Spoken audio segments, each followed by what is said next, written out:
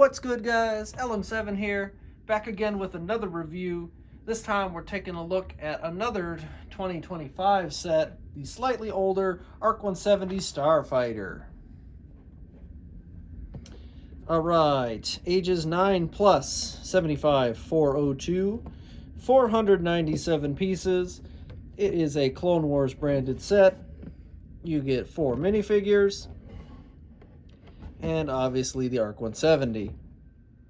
There's the biggest tease to the Plo Koon's Starfighter that we didn't actually get. Instead, we got a microfighter that, if you've checked it out, I do have custom made it into a real set. So that is the thing you could do if you want to check out that review. I'll link it in the description. I hope I remember to do so. Anyway, a couple features. Obviously, what you expect in an ARC fighter, the wings, the blasters. You put your guys in, you have a good time.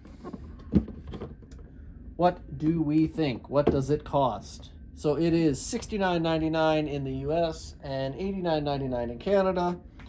So about what you expect a fighter of this size to cost. You know, it's along the same cost as your X-Wings and your U-Wing and all that stuff. So about what you expect. This one I think is okay. I think 60 would have been the sweet spot for this one. Inflation and all that, blah, blah, blah. This one did, however, break a trend that's been going on forever in regards that it's the first regular-sized ARC-170 that didn't have 396 pieces. The last two did, which is funny. And just one of those little stupid things that you remember forever. Like, it's, I just remember seeing it and going, yay, I like new ARC fighters. And then I looked at the piece count and it was almost 500, which is wild. But I don't have them with me because they haven't made it up here yet. However, I will say this ARC fighter is smaller than the last two, which I know people groan about. I don't think that's necessarily a bad thing, and I don't think it's a small set. But the last ones are a fair size bigger for less pieces. But I think that that's just, you know, new pieces, smaller, shapes better, all that stuff, blah, blah, blah. You know, you have your own opinion on sets getting smaller and all that fun stuff. But I think it is okay, and we will take a closer look at that, obviously, as we look at the real set. One book for this one. I don't remember anything too crazy. It's your pretty standard build. You build the body, then you put on the 6 wings. Nothing too crazy. Came out with these other sets. I have a reviewed Ahsoka, you know, 4+ we don't care about. And I didn't feel like having 3 baby Grogus, so didn't end up getting that one either. But at the end of the day, it comes in at 131 pages. You can follow. I'm going to assume that's oddball, maybe. No, that might just be the regular one. You follow your clone pilot, which I like. It's a fun little detail. That doesn't take much to do, but it's a fun little visual. So 130 pages. It's a medium-sized build for what you expect to be a medium-sized set. You know, between an hour or 2 hours. You know, it depends on you take a break and how new you are and all that stuff. So let's look at our guys. We're going to start with our least important. And I don't remember his name because he's a kind of a nobody droid here. All right, so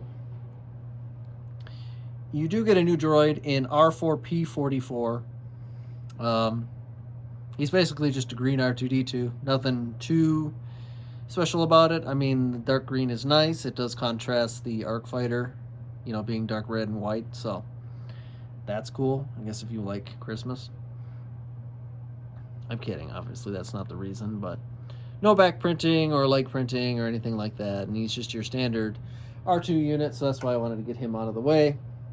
for our other 3 characters, who are all different, which is a nice touch. I know some people like it when you get a whole bunch of just generic guys to build your army, and sets like this. Obviously, sets like this, you want a whole bunch of pilots, so you can pilot a whole bunch of ARC fighters. But you do get the brand new, new helmets and all that fun jazz. This is your regular clone pilot. I think he has pretty good printing. He's got the foot printing, and then the light gray torso, and the new updated printing there on the chest and back. And he's got a nice helmet mold with new colors, and I think it's pretty striking, the yellow and the red. And then obviously the classic clone helmet front there. So they scrapped those big bulky visors, and they went back to just printing faces. They've been doing that for a while. Single face, nothing special there. They all have the same face because they're all the same guy. But so you get one regular clone pilot. You get the named character you'd expect to get in this set in Captain Jag. You see him in episode 3. He's the one who takes down Plo Koon. And, that's real sad. But he's not too different. Body-wise, they're about the same. It's really just their helmets that are different. And, they're all the same face and body printing. Just the only difference is the helmet, so Jags here is pretty monochromed and boring. He does have the little yellow logo there, but other than that, he replaces the bright red with white and black. A couple splotches of yellow here and there, but this is actually pretty boring. And the interesting character you get here, I guess just fun way to make sales on this, because you probably never see him otherwise. You get Oddball in this set too, which is the only real difference is, like I said, the helmet. So he has the 501st colors, the blue and black. Other than that, he's the same as all the other ones. I just thought it was interesting that you get Oddball in this when they could have easily just done 2 regular clone pilots. And while I like a new, diverse MIDI figure, I might have actually preferred a regular clone pilot this time around. But that's everyone, to each their own opinion on that. We get who we get. So, the ARC Fighter. It's nice and sturdy. It's got all your swooshability. It doesn't fall apart. You can rotate it upside down and all that. Nothing crazy there. You can bump it a little bit. So it has good playability. If you're younger, you can fly it around, and it can take some damage. No silly smart mechanics in this one. We're not reviewing any smart sets. They're too expensive and ugly. So I don't feel like I need to do that. All right, so we'll look at some of the wing details first, and then we'll look at the features. Standard blaster, a little shorter than the last couple. That would probably go out to about here-ish. You got your spring-loaded missile that we are not going to shoot because we will lose it. On the wings, you do get a little bits of the green detailing, which is a nice touch that they remembered it. You got one on each side, and it kind of makes the super bright green missiles fit in a little bit, even though they're not quite the same color. Really, the biggest complaint I've seen is that the engines here are not big enough, and I agree. However, I don't hate the size, and I actually kind of like the cleanness that these 2 pieces go together in. It's a shame they're not a little bigger. But you do even get the little engine detailing on the inside too with your ski piece, which I think is a nice touch there. A couple stickers here and there, kind of what you'd expect. The windshields have stickers, and there's a little bit on the body. It's always more than you want, but I don't think the stickers in this set were that bad, to be honest. Obviously, windshield pieces are always a toss-up, but if you use your brick separator, you can kind of make it an easier task. So, what else do we have? We did have another green section there. The front was kind of fun, you know, because you can see it's built upside down and all that. Just a fun little way to get the shape in there. What does the underside look like? Nothing too spectacular. It's kind of what you expect. A couple plates that it rests on. And you got your upside down wing detailing, which you'd expect because, you know, the ARC-Fighter has 6 wings. And that's about it for that. What else? You have, just like in all the ARC-Fighters, you have your double blaster here at the back. This time they're not joined together. They're both on separate ball joints. So you can move them and position them how you want. Should you care to do that, it just adds a little bit of playability and all that. And you got your pink thrusters here at the end. It's always fun to get a little pink in there, you know. A little color variation. I think the gears and stuff, they're okay. You kind of see on the inside, this is a little clunky. I always hope for like an Ultimate Collector's ARC Fighter. That would be like massive, you know, like a bigger wingspan than the Collector's Gunship or something like that. That'd be cool. Maybe one day. So, as we saw on the back, we have 3 main features. You can put your guys in, you can open the wings, and you can shoot your missiles. We've looked at the missiles, so let's put our guys in. You can open all 3 of the sections, and they just have a little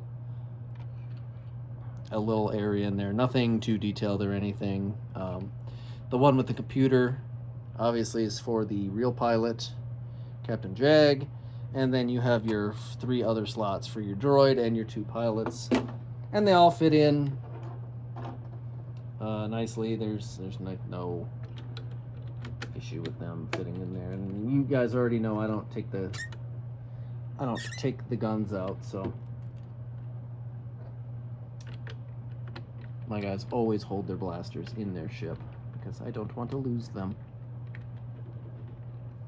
I can't get my R2 in there. Okay, so he fits in there like that, and then your pilot fits in there like that, and then you can take Captain Jag and you can put him in here. If I can get him in there, he can fit in there. And then you take your regular clone pilot. He doesn't have studs, he just has that crossbar piece that goes in between their feet, and he fits in there nicely. And just like that, magic, you have all your guys in there. And then the last feature is you can pull one wing and it opens all the other wings. They're all connected. So you open your 6 wings, and let me move my hand here. There's your 6-wing ARC Fighter. A little less technically complex than the other ones. You know, some of them have gears, some of them, you know, have latches and clips and stuff. Not this one. This one's a little less intricate in that regard. Not necessarily a bad thing. But like I said, a little bulky there in the wings. I'm going to say that's its my only true criticism of the set. Is you see all the gears and stuff, and it's a little ugly, but other than that, I really do like this set. This and the U-Wing were like my favorite Playscale sets in 2025. They're just kind of what I wanted them to be, and they weren't the worst price sets, obviously, of the year, so it was cool. You know, you got the ARC Fighter, and it goes along with like the Separatist MTT and the turbo tank and all that stuff. So you got a good range of Episode 3 sets, despite their awful pricing and, you know, an ATRT and all that fun stuff. So you really had a good little range of Episode 3 stuff going on. It's just a shame we didn't get a real Plo Koon Starfighter, but that was easy enough to make on your own, should you want to do that. With that, let me know what you guys think, and I will see you guys next time.